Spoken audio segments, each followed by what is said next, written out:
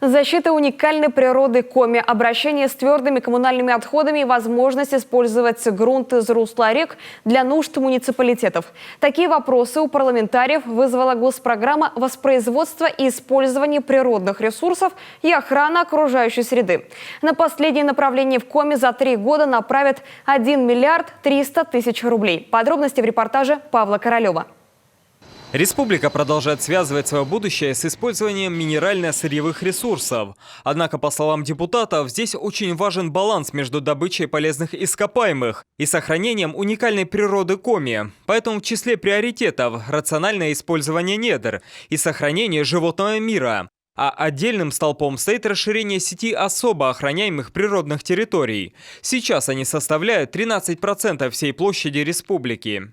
По предварительным наметкам будет создано порядка 27-28 новых особо охраняемых объектов, если предложенный проект схемы будет утвержден на уровне правительства и главы региона, и это позволит существенно увеличить площадь имеющихся особо охраняемых природных территорий.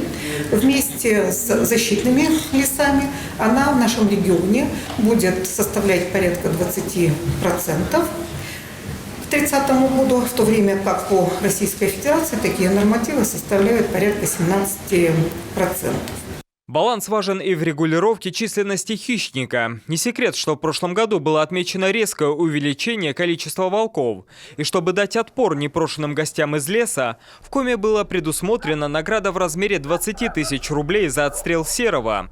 И, как видно, программа принесла свои плоды. В этом году охотникам выплачено уже более 4 миллионов рублей. Более того, зачастую жители Архангельской и Кировской областей везут свои трофеи в Коми, так как выплаты в нашей республике установлены гораздо выше, чем в соседних регионах.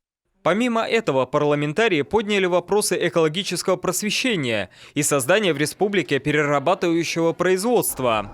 Горячие споры вызвала тема утилизации ТБО, хотя и ранее депутаты уже обсуждали болевые точки мусорной реформы.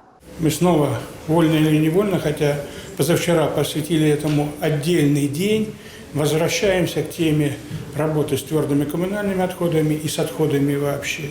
Но не только это, потому что все, о чем сегодня говорили в зале, так или иначе будет проанализировано и будет взято в разработку.